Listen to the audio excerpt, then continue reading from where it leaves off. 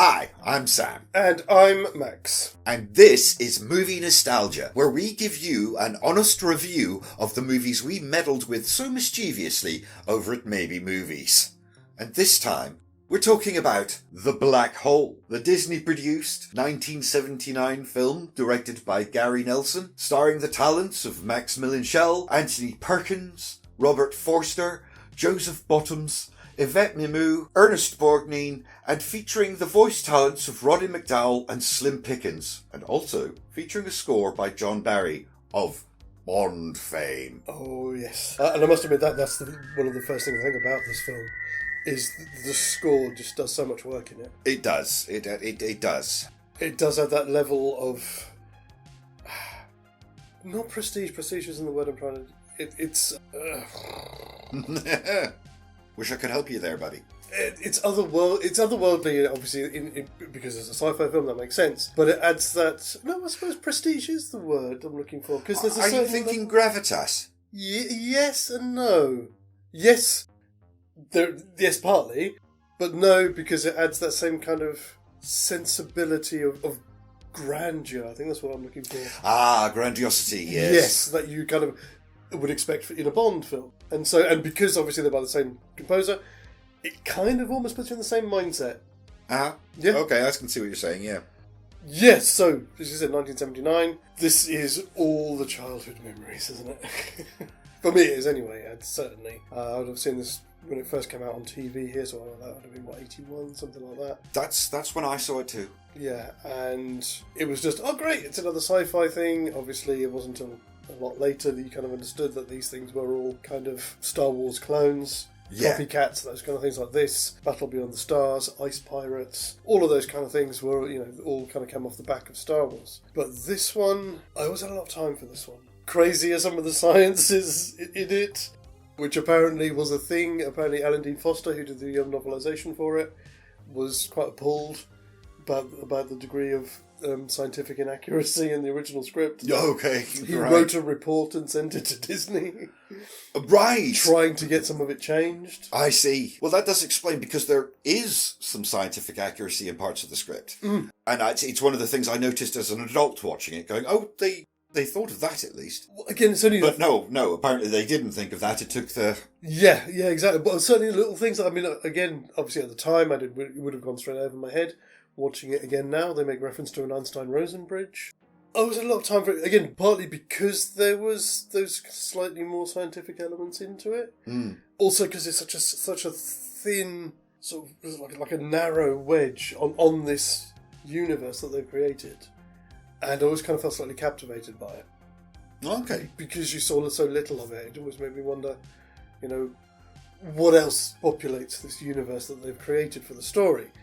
Please don't go and do anything with it now, because you're going to ruin it. You know you are, so just leave it alone. Oh, yeah, that moment has passed. Yeah. I was always a little bit disappointed with this movie. Okay. And watching it back this evening, I think I understand why. It took me a long time. I couldn't quite understand what it was about the film. For me, obviously, obviously I appreciate that you get all of those great things from the movie, but there's a tonal problem. The film wants to be a Star Wars clone. Yes. It wants to be thrilling and exciting, but it's actually quite ponderous and slow. So you get these two clashing tones within the movie, and it doesn't quite settle on one, and for me fails at both. I see that, because I see what you mean, because there's some of the bits, they are, as you said, they are quite sort of slow burn, and they kind of it creates a dichotomy with the more upbeat action sequences. Is that no? I'm obviously miles off the mark there. No. It's things. Well, like for me, again, there's nothing wrong with the score itself, but the score doesn't. Like, there are scenes when the score is thrilling and high pace, but what's happening on the screen isn't.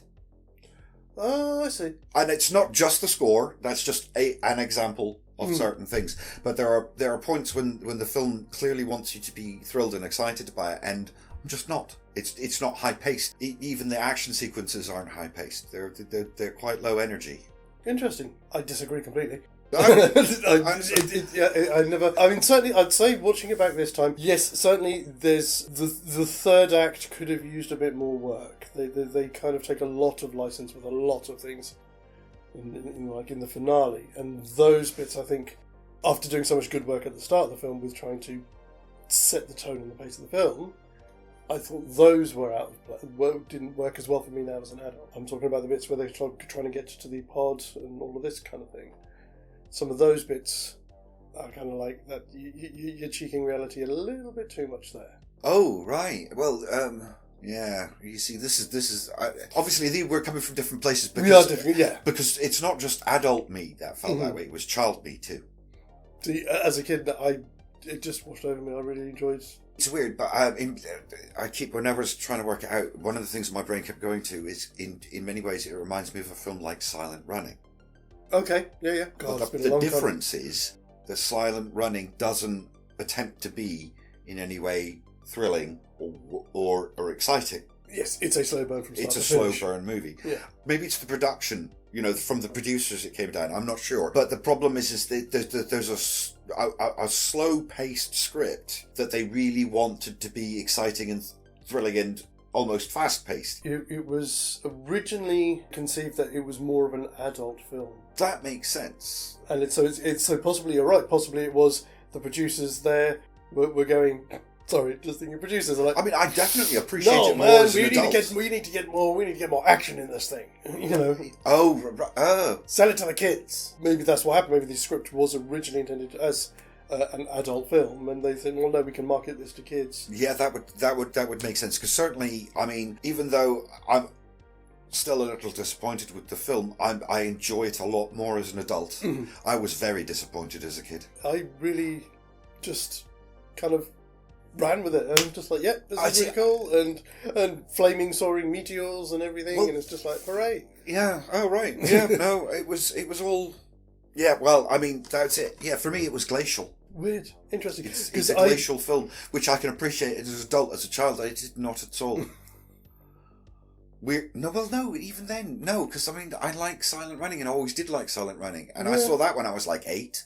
I mean, there's a lot. There is a lot going on in the film. I mean, apparently it was. That is one of the things. The technobabble went way over my head when I was a kid. Yeah, because it wasn't just fire the lasers, begin laser ignition, or use the hyperdrive. There was quite a lot of technobabble. Yes. And for what 9-year-old me or whatever that was when all of the stuff, about gravity wells and all of this kind of thing, and it was kind of definitely. But I bet it apparently was Disney's first PG-rated film, as opposed to you.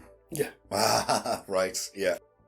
If you haven't seen The Black Hole, this is one of the earliest examples of Disney dark, and it is in places. I think it's officially the first Disney dark, and it fully deserves it for the what's in there. So this is the story of the crew of the Palomino, a ship from Earth that's been sent out to find habitable life elsewhere in the cosmos, and they are diverted, of course, by the presence of a massive black hole.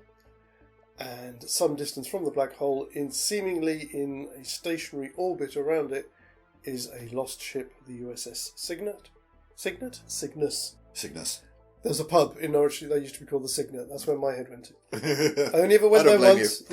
But anyway, yes, the Cygnus, which has been missing for 20 years. And on board, they discover the ship's captain, Dr.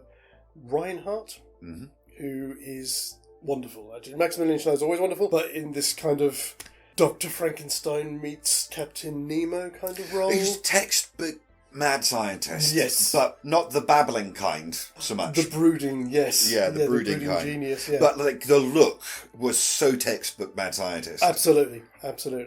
And they discover what they discover. Yes. Don't want to give too much away. No.